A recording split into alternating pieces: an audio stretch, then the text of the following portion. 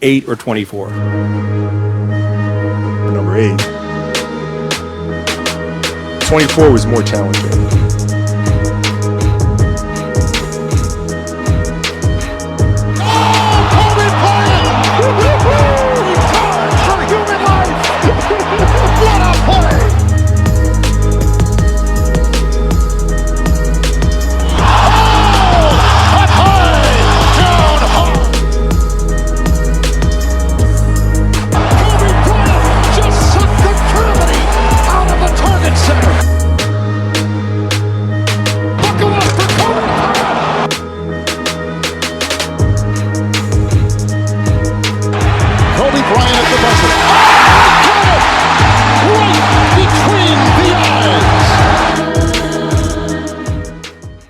It's Monday, so that means 3 things. 1, I'm not your MCM. 2, it's a Mamba Monday. And 3, it's time for the 24 podcast. How you guys doing? I'm your host, the product of Poverty Environment, the Paul Chuck Paul. Episode 244, birthday song. All I want for my birthday is a big booty. When I die, bury me inside the Louis stove. Birthday song, classic of 2 Chainz. I think that was his first album.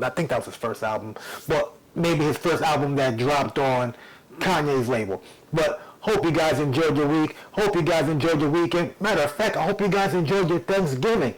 Hope you bought some shit on Black Friday. And if you haven't, you can wish me a happy belated birthday, because my birthday was yesterday on Sunday. Yes, my birthday was yesterday. I turned 43 years young. Round of applause for me, motherfuckers. Oh, man. It was pretty dry day. Well, not really a dry day, because it rained all day yesterday. But I did get a couple of gifts. I did get NBA 2K26. So yes, all that hint dropping finally paid off. And funny story about it, it dropped to its lowest price on Amazon for about $23, came in $25 after tax. So the day it was being delivered, I told my wife, like, yo, I'm about to go downstairs and go get my NBA 2K. So she rushes down to the garage while I'm, smoking my joint. And she goes, here. I'm like, did it get delivered out front? She was like, no. I had bought it earlier this week. It's going to be part of your birthday gift. I didn't know you was going to buy it. I was like, oh, shit. Well, thanks. So I'm like, yeah, I got to return mine. She's like, well, we could just donate the one I bought you to charity or something like that. I said, why would I donate it when I could return mine and get my money back? Yours is the gift. And why would a less needy kid have a PS5? Yeah. Sent that shit back. I'm going to get my money back. Kept theirs. But here's the thing, though. A big-ass box was delivered the other day. So I see the box, and I'm like, all right, I don't know what it could be. She ordered something for her beauty room or whatever. I look at the shipping from label, and it's the same address that Hasbro ships from. So I'm thinking it's one of those giant Transformer Titans. I always mention Triptychon. We was going to go to Ross, try to find one for $100. It's sold out on Hasbro, so I'm like, it can't be that. But I never brought up Scorponok to her, so I don't know if that's what she got.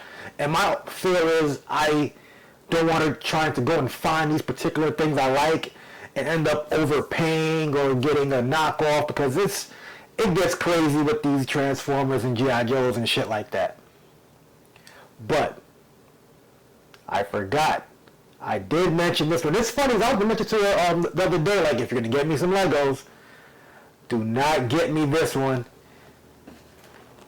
Get me this one. Yes. Ooh, my goodness. The light's going to go dim because of the auto on here. But yeah, I got the Lego classic Batmobile. Yes. So I'll be putting that together in a few weeks. I was shocked. I was like, oh shit. You know what I'm saying? I'm not a great person to try to surprise. I've never, oh my god! Like, even when she got me the PS5, I was stunned. I was like, oh shit. But I was shocked that she got me the one with the disc, because when I asked her about it, she was like, I didn't even know they had one. I just told them to give me the PS5. You know what I'm saying? So yeah. Thank you, wife. And her birthday is next Monday, December 8th, so we'll talk about the gifts I got her, which will be in a few days or so. She's going to watch this episode, too, so yeah. So yeah, man, 43 years old, I got my classic Batmobile. Yeah, I'm going to have the whole Lego shelf, too, real soon. Probably do that after Christmas, you know, so... Let's get right on to it. We got to talk about this documentary that 50 is releasing on Netflix tomorrow. The Reckoning. Yeah, The Reckoning. I'm going to play the trailer right now. It's on Instagram. I don't know if they're going to block this shit, but we're going to find out. You know what I'm saying? I'm going to play this trailer for you guys right now. Take a watch.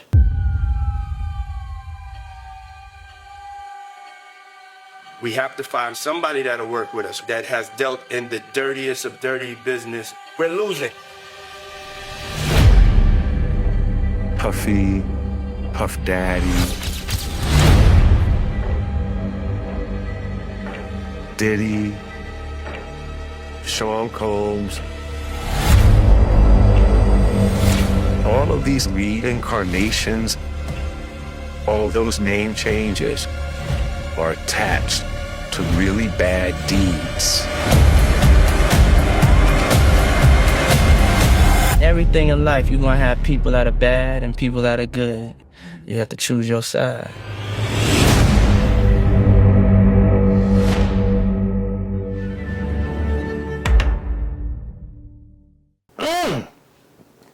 That thing look good. Like that looks well edited. And some of that footage, where'd you get that shit from? Well, 50 Cent and Alex Stapleton were on ABC News Good Morning America this morning. Of course, I can't play the interview. I do like the audio. I will play that. But yeah, there are some clips in the interview that they showed that were behind the scenes where I guess Diddy was shooting his own documentary. He was out in Harlem giving people daps and hugs. Got back in the truck, was like, I need some hand sanitizer. I got to take a shower after hugging all these people. You know what I'm saying? There's parts where he's telling his lawyers we're losing. Find someone who could fix this, that, and the fourth. That was 6 days before he was arrested. So who knows what other footage we're going to see? Because think about it. That was inside his car. So his people is snitching on him too? Footage from his office? Damn, this motherfucker 50 good. Here is the interview with 50 and Alex Stapleton on Good Morning America. Never before seen footage of Sean Diddy Combs in the days leading up to his arrest in New York last September. The exclusive video obtained by Netflix shows Combs debating with his lawyers about strategy. Listen to me. I'm going to get off the phone right now, and I am going to let you professionals look at the situation and come back to me with a solution. No matter what nobody said. Let's just, here and there, y'all are not working together the right way. We're losing. The footage is part of a new, highly anticipated docuseries by director Alex Stapleton and rapper and executive producer Curtis 50 Cent Jackson, titled Sean Combs, The Reckoning.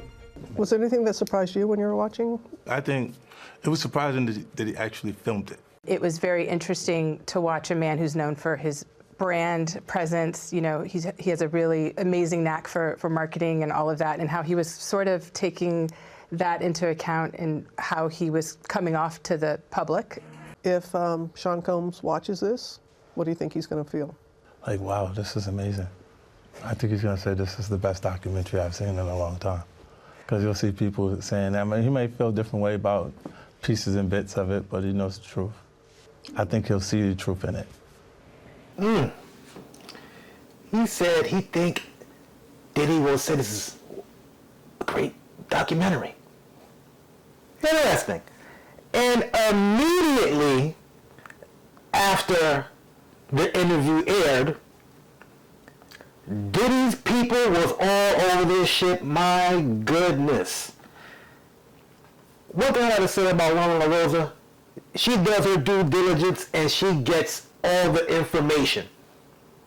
that we need. Like, nothing but from the horse's mouth. So let me read what she was tweeting immediately this morning after the Good Morning America interview aired. Exclusive statement from Diddy's rep on 50 Cent's new documentary on Netflix. Here's what they allege. We have confirmed that Netflix used footage that was never authorized for release, including private moments, pre-indictment material from an unfinished project, and conversations involving legal strategy that were not intended for public viewing. The footage was created for an entirely different purpose, under an arrangement that was never completed, and no rights were ever transferred to Netflix. A pending dispute between outside parties does not create permission for Netflix to use unlicensed private material. None of this footage came from Mr. Combs or his team, and its inclusion raises serious questions about how it was obtained and why Netflix chose to use it. In response to the new Diddy documentary on Netflix, Diddy's team is also alleging that Netflix is only heightening the core issue by giving creative control of this production to Curtis 50 Cent Jackson. Diddy's team continued with the allegations. 50 Cent is a longtime public adversary who has mocked Mr. Combs for decades, posted fabricated accusations, and celebrated his legal challenges. Even Mr. Jackson has admitted he was shocked Sean even filmed some of these moments, which underscores that the footage is being exploited for entertainment rather than presented with fairness or context. Beyond the legal concerns, Mr. Combs views Netflix's decision as a personal breach of trust. He has long respected Ted Sarandos, admired the legacy of Clarence Avant, and maintained a positive personal relationship with the company's leadership. For Netflix to hand this story to someone who has publicly attacked him for decades feels to Mr. Combs like an unnecessary and deeply personal affront. He expected fairness, at minimum, from people he considered colleagues. Keep in mind, I was also told that Diddy had been working on his own doc with Netflix prior to this release, but backed out once he couldn't have creative control. Diddy also alleges that Netflix's recent pattern of prioritizing sensational content over accuracy as seen in their decision to rely on discredited, fabricated journals in a separate documentary. The use of unauthorized footage here reflects reckless disregard, not journalism. Diddy's publicist says the legal team is formally notifying Netflix and says they expect the company to address these issues immediately. I also asked, how will this footage, never before seen, affect Diddy's appeal? Keep in mind, Diddy's team hasn't fully seen the doc either, only the footage Good Morning America revealed this morning. In response to this, Diddy's team says it can't affect his appeal legally, but judges are human and maybe they get some emotional spirit out of this and render a decision based on some of that. Okay, so pretty much, they said the footage isn't fake, they just ain't given permission to use it. And we don't know if they can take legal action on it. Who knows? But think about that shit. 50 got people in Diddy's camp giving him footage. Or Netflix has some leftover footage that was left on the chopping block that wasn't used from his doc, went over to 50's. Sheesh. The reckoning indeed. And you know, people even have their opinions. People like assholes, everyone got one, you know? But some are more shitty than others. So here's Dame Dash. His opinion. He posted this on social media. Never trust a black man that will make a documentary tearing down another black man for a white man. That's nasty work. I'm not playing these ghetto games. That's played out. Interesting. You know, I mean, I know Dame is good friends with Diddy. Look at him with Andre Harrell, Aaliyah laying in bed all together. They could play them kind of games, I guess, back in the Hamptons, those all-white parties with freak-offs, you know. They look a little tipsy. I don't know if they're on the Ciroc or Belvedere. You know, the goose gets them loose. The puffy water. But Dame forgot that he said this about Diddy and Ciroc. Because when I went to his Drink Champs, he was trying to make me drink Ciroc the whole time. And I had my own liquor. And I'm like, why you keep trying to make me drink fucking Ciroc? And it's, you know, it's there on tape. And then, like, I finally said, all right, and I switched the drink on him. So if you look at the tape, I switch it. You know, so he pours me a drink, and then I go like that. And then he drinks it, and he ends up stupid drunk, taking, you know, going crazy. So I'm like, yo, this nigga might have been trying to drug me. But either way, like we guys that snap and we're funny. So either way, in jokes, I would say that. But I do want to know, like, yo, why did you want me to drink Ciroc so much that day? And now you over there. And, you know, it's like, now all of a sudden I'm the villain. You was my man. I don't know what happened. It's like when you go over there, you got to make a choice. But he's still my man. You know, I fuck with him. Watch it should be up there, or I can send it to you. You might have took it down. But watch that episode. Nasty work. So you were here on the Art of Dialogue on a black media outlet, bringing down another black man's media outlet, another black man also. Talking about Nori was trying to drug you with Ciroc. And then Gerring goes on in other interviews saying he thinks that Diddy might be spiking the Ciroc and whatnot. Interesting. Dang, weren't you in the R. Kelly The Reckoning documentary? Ain't this the pot calling the kettle the pot? This motherfucker here. My goodness. People are saying, oh, 50 is wrong for this, that, and the fourth. But I'm going to tell you this. This more than likely doesn't happen if Diddy isn't beating on bitches. Seriously. If he's not putting hands on Kim, if he's not putting hands on Cassie, if he's not putting hands on Jane Doe and other women, this wouldn't be an issue. He wouldn't have been in court. He wouldn't have been getting sued. So yeah, we gotta play some blame on Diddy. Some accountability, will you? You know? I'm just saying.